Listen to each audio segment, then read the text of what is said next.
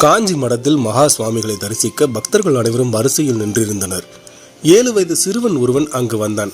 நிறைய பக்தர்கள் சுவாமிகளை தரிசிக்க வருவதால் அவர் பெரிய பிரமுகராகத்தான் இருக்க வேண்டும் என்று எண்ணம் கொண்டவனாக சுவாமிகள் முன் பவ்யமாக நின்று கொண்டிருந்தான். என்ன விஷயம் என்று கேட்பது போல பார்த்தார் சுவாமிகள்.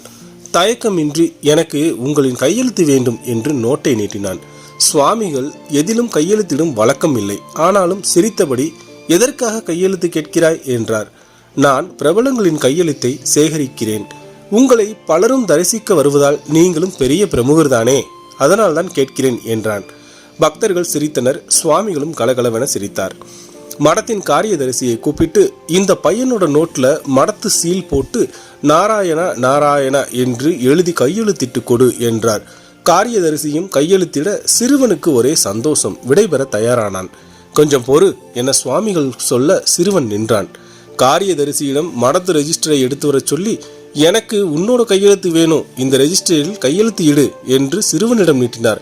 அவனும் மகிழ்ச்சியுடன் கையெழுத்திட்டு விடைபெற்றான். அங்கிருந்த பக்தர்களிடம், அந்த பையன் என்னை முக்கியமானவனாக நினைக்கிறான், அதனால் தான் கையெழுத்து கேட்டான். தானும் முக்கியமானவன் என்ற எண்ணம் அவனுக்கும் வரணும். அப்போதுதான் வாழ்க்கையில் முன்னேறுவான். அதனால் அவனிடமும் கையெழுத்து வாங்கினேன். உலகத்தில் உள்ள எல்லோரும் முக்கியமானவர்தான், முக்கியம் இல்லாதவர் என்று யாரும் இல்லை என்று கூறினாராம். அதை கேட்ட பக்தர்கள் அனைவரும் மெய் சிலிர்த்து போனார்களாம். இது ஒரு நல்ல மெசேஜ் தான் நானும் நினைக்கிறேன். நீங்கள் என்ன நினைக்கிறீன்றதை கமெண்ட்டில் சொல்லுங்கள். இந்த வீடியோ பிடிச்சிருந்தால் லைக் பண்ணுங்கள், ஷேர் பண்ணுங்கள், கமெண்ட் பண்ணுங்கள். தேங்க்யூ.